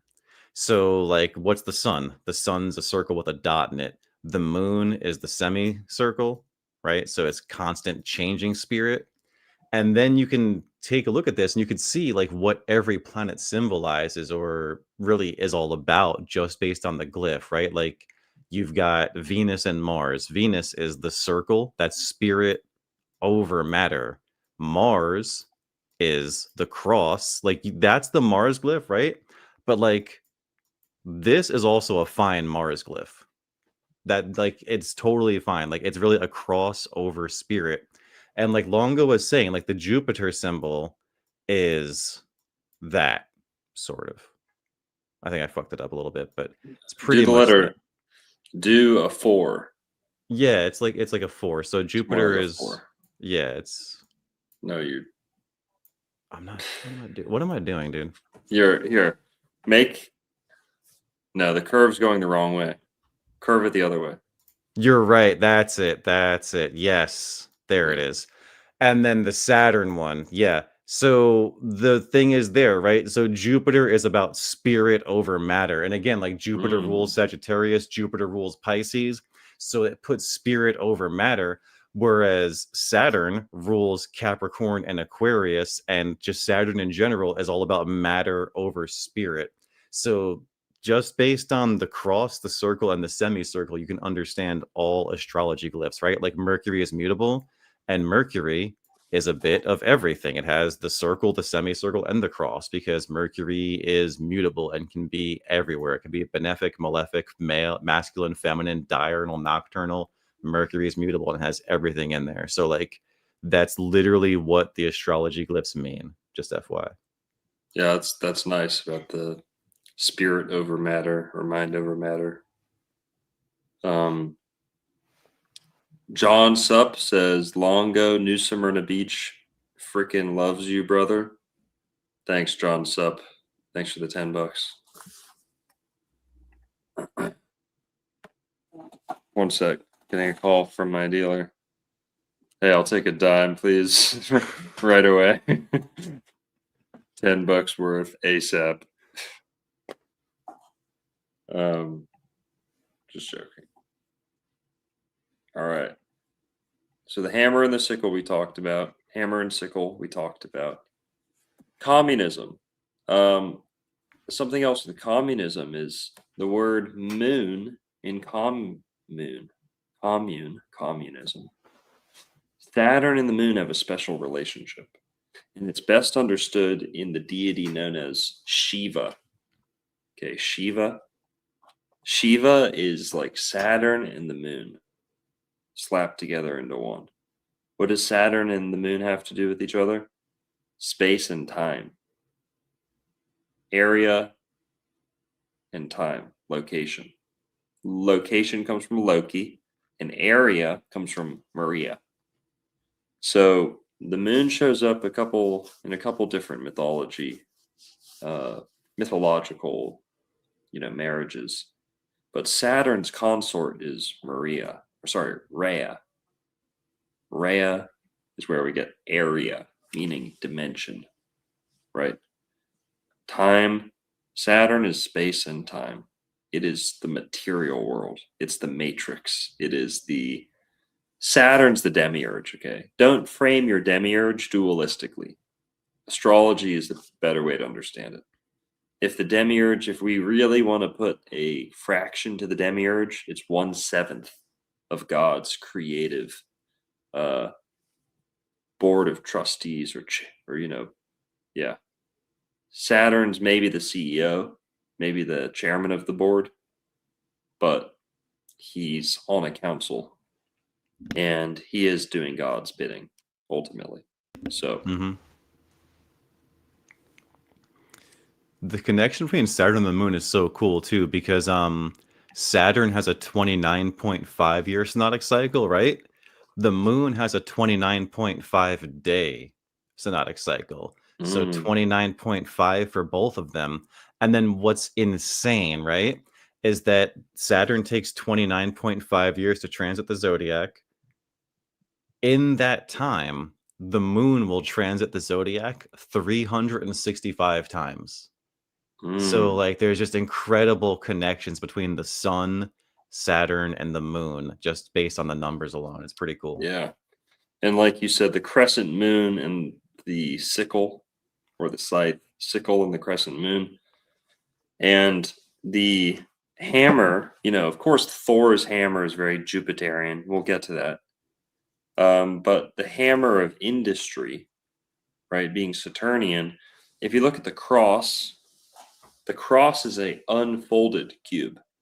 So there's a connection there, but it's a different application, right? The cross is connected to the cube because the cube is Saturnian, right? A lot of people know this. Cuba, or why did I say Cuba? Kaaba, the cube, right? And Cuba. But essentially, Saturn being attached to the cube, what was I just going to say? I forgot what I was going to say. Yes, there you go. Yeah, you're showing it. The cross is the cube unfolded. Right? You ever unfold like a FedEx box or something and it looks a little bit like this? That's how you get the cross out of the cube. So the cross is a little bit Saturnian. There's no doubt about that. But the message and the modality, right? The function of this symbol is the unfolding of the freeing of spirit from matter, right? The unfolding, the liberation of spirit or form from matter. So, and not necessarily in a Gnostic way, but in the proper natural way, Yeah, which is a great Jupiterian association with Jesus. Like the cube is constriction, is Saturn, Cuba, the where is that? Mecca, right? The black cube, Saturnian, Kaaba. And then the cross, the cross that Jesus died on, is Jupiterian, just like Jesus is a very, again, solar, but also Jupiterian in nature. So you've got the cross and the crescent there, the sickle on the socialist, communist hammer and sickle.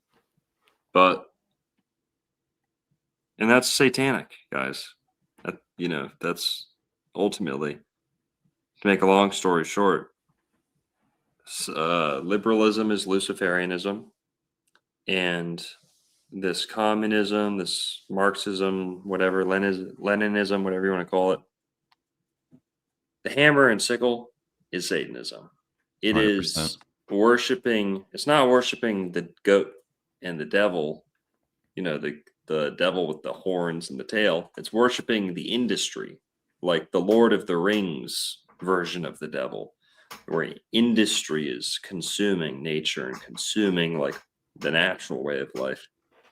That is another part of Saturn, is the industry, right? We say like locomotive, right? For train. Yeah. Loki, Saturn, industry. Yeah. You want some music back on? Yeah. Am I that boring? Okay. No, not at all. I was letting you Just know. kidding. Like, not at all. I mean, Teasing. Best fucking show on the internet. absolutely. Thor's hammer. Thor's hammer. Yeah. So another symbol. I couldn't really think of a conservative symbol, right? There's the hammer and the sickle. Well, what opposed the hammer and the sickle? The only thing I could think of was the swastika, right? Hate it, love it, whatever you guys think. The swastika is essentially like a 90-degree angle on the elbow, or it's the forearm making a 90-degree elbow with the hammer, right? Or it's the hammer, well, whatever. So you see that how it's like 4 arms in like a wheel, right?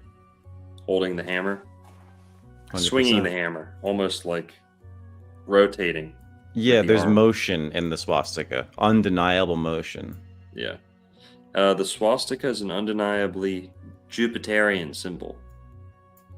It corresponds to Jupiter. And who knows?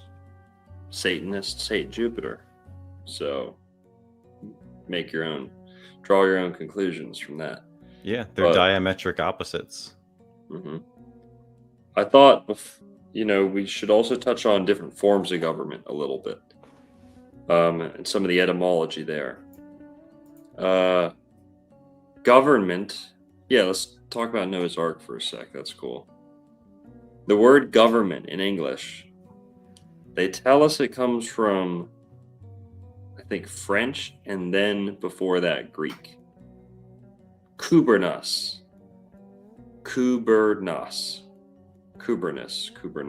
I don't know how to pronounce it, but it's Kubernas. And that means to steer, right? So to steer. Kuber. Kuber. Kuber. Okay. Well, what's interesting is Kuber, government, like they're steering your mind, or they're steering meant, controlling the people, steering. To say mind in Spanish is mente. Mm-hmm. Now, Kuber, steer, that's the most commonly proposed origin for government. But I'm going to propose another one. And I'm not the only, but this is not, going to be in your dictionary. Okay. Govern also has to do with covering and oversight and being on top of, right? Like the top of the pyramid, the ceiling, the roof, the house has a ceiling, right? A covering. Okay.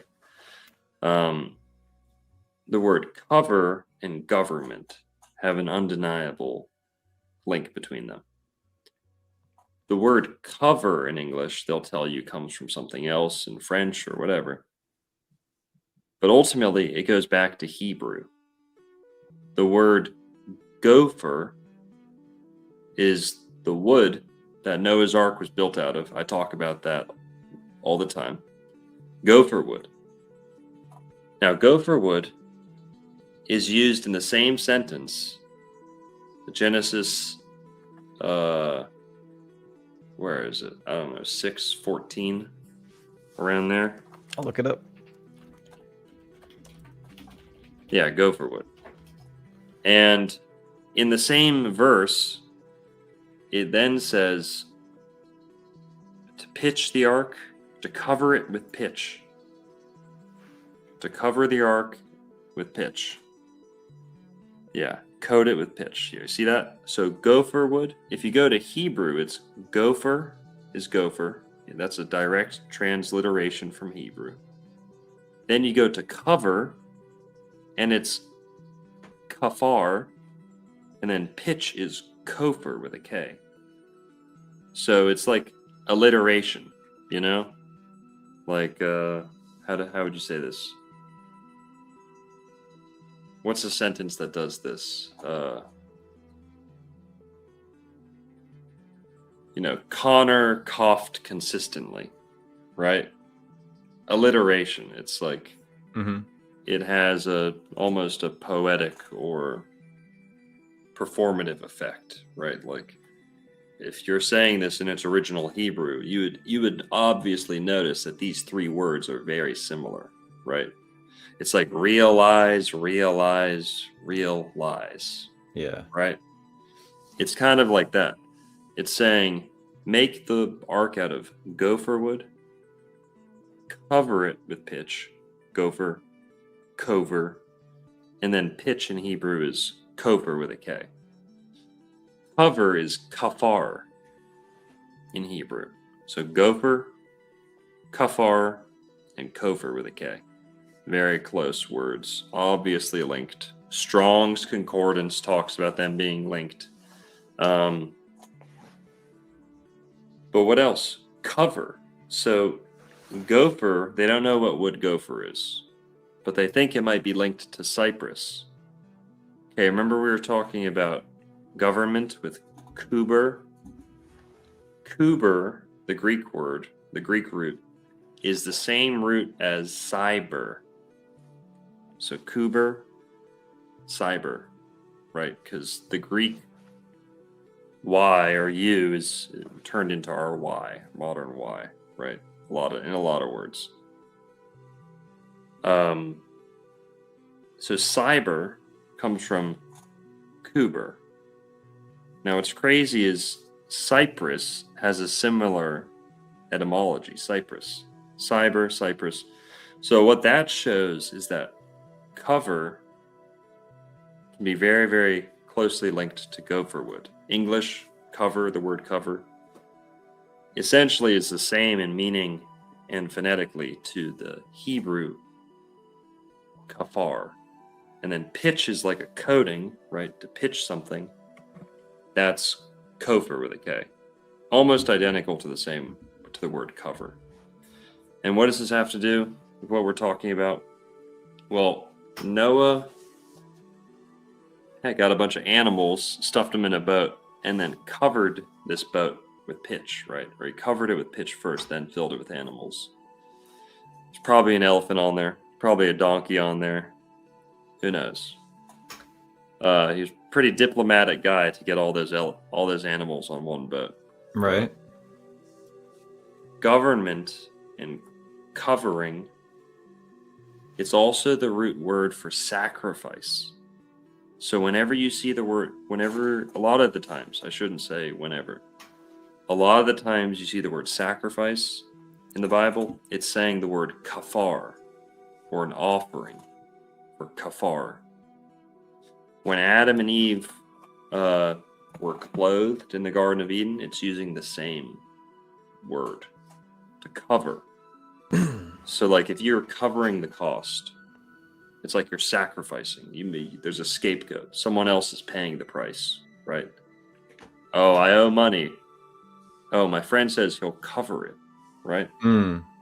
That's a very ancient, goes way back in the Bible, that concept. So covering the price. Gopher, kofer, kafar. And I think we can put government in there too. Because not only are you kind of covering a people or overseeing, right? Over, there's that same root, over. All right, blah, blah, blah. But gopher, one of my favorite words, so I couldn't help but work it in there a little bit. That's cool. And what a modern governmental concept. We keep covering our debt with more debt, right? Oh, we'll cover it. We'll just borrow more. We'll just cover it, borrow more, cover it, borrow more. Yeah, the concept does have a lot to do with debt. That's a good point. Sacrifice, debt, going hand in hand with the government. Yeah. Yeah, gopher wood only grows in Florida. So I thought that was cool. Cyprus and cyber have a similar etymology too. But did you guys know that the word cyber comes from the same root as government? Like the cyber world, government. Did not know that, but I mean, man, can it be easily tracked? Mhm. You know, so that makes total sense. And again, Yeah. like to cover is to control, you know, like to be over something is to control what's beneath you. Yeah. Totally. Let's see what else. So you were Yeah. thinking types of government. We got yeah. monarchy, we got anarchy we could talk about. Yeah, anarchy could be called Janarchy because it's Yeah. Uranian. Janus, Yeah, the rebel. the rebel, revolutionary, the innovator, the humanitarian, right? So anarchy has a bit to do with Uranus. Plutocracy, ruled by the mega rich, Yeah. ruled by the extremely wealthy. Plutocracy. Monarchy. Pretty solar. You know, you could work the word moon in there, but pretty solar concept, having a king, having a ruler. You know, in the Bible, the tribe of Judah is who the kings and the rulers would be, the tribe that the kings and rulers would be taken out of, symbolized by the lion, right? The animal of the sun. Leo Yeah. ruled by the sun. Judah, the lion. So having a king is a very solar concept. But yeah. And you know, monarchy is cool because it is the focal point. Just like the sun is the focal point, right? But the sun has counselors, right? Like Jesus came down, the Son of God had his 12 disciples. The sun has the 12 points of the zodiac. It's like a monarchy, you know, people help the king, right? And then phonetically and etymologically too, right? The word sun in Spanish is el sol, so it's solo, alone, the one ruler. And then the word moon is where we get mono. Moon is an anagram for mono. Mono means one, like a monorail. I got a monocle, not my bifocals, but my monocle. One, the one ruler. And you know, in Spanish, you know, the word moon is luna, that has una in it. La una, the one, you know? And again, talking about cosmology, guys, like the sun and moon are one of a kind. There's nothing else in the world like the sun. There's nothing else in the world like the moon. Those other stars in the sky are nothing like the sun. So that goes back to monarchy, the one ruler. Totally. All right. Tyranny. Mars. Oh, this was cool. Tyrant. Tire.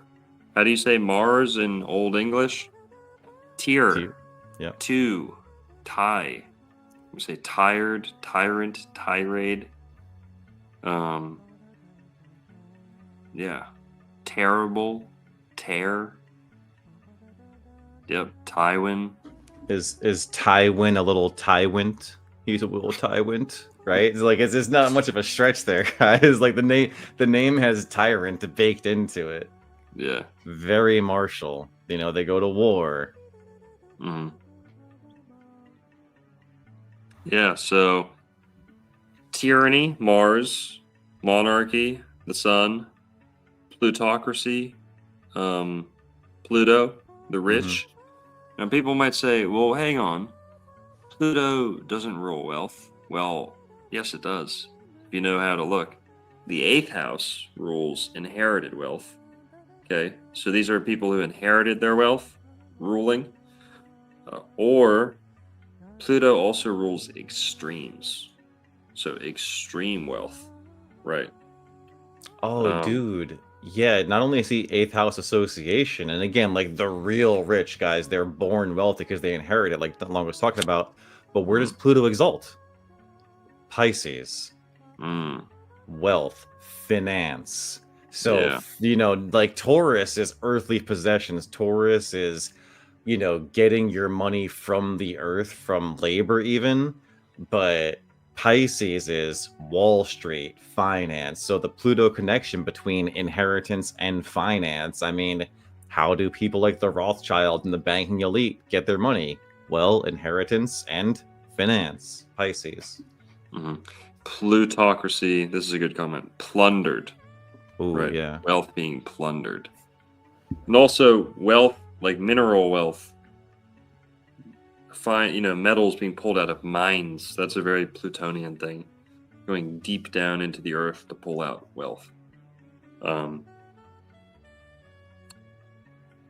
all right. What else? Anything else? You Oh, got written dude. down? I mean, we got Trump's birth chart. We got. Fuck. We could save it, bro. If we're Yeah. looking to wrap it up, we'll save it because then we got like Venezuela's birth chart too. So that we got we'll plenty out of save it. Yeah, We got we're plenty at out of 2 it. hours.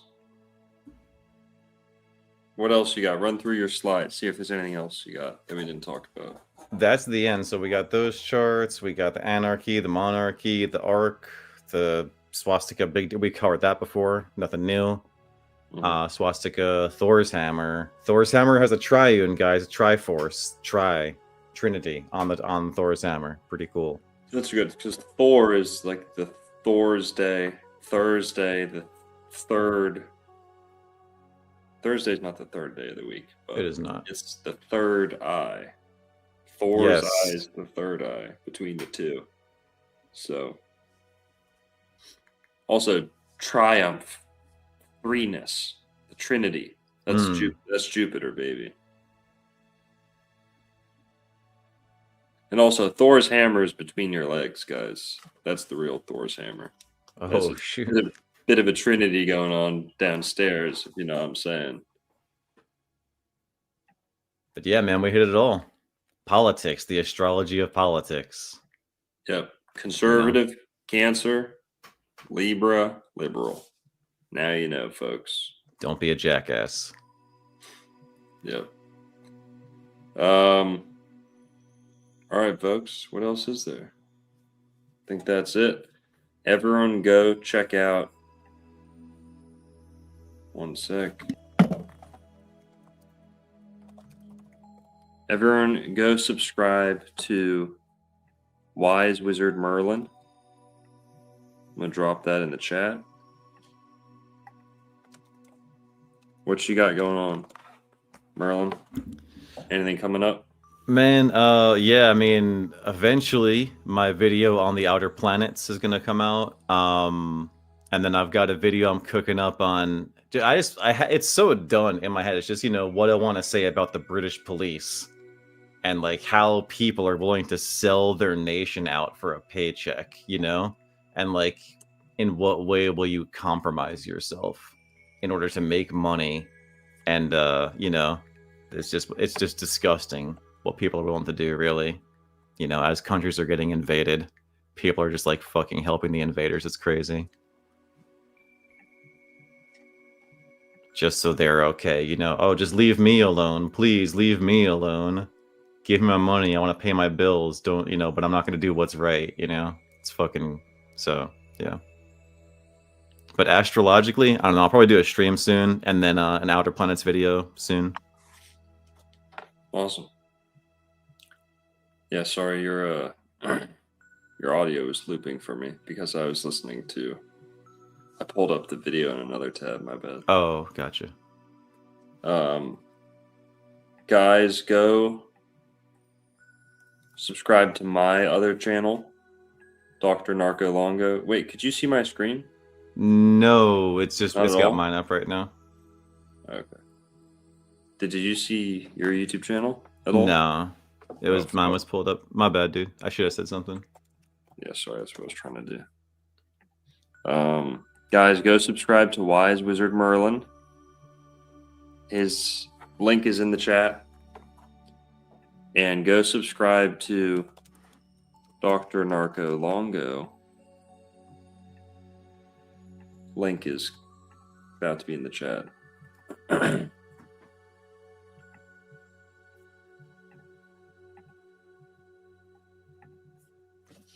yeah, go subscribe to Dr. Narco Longo.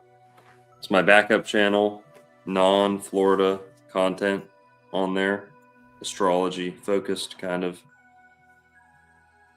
And thanks everyone for tuning in. Let's turn up. Got some good music coming. Shell, yeah.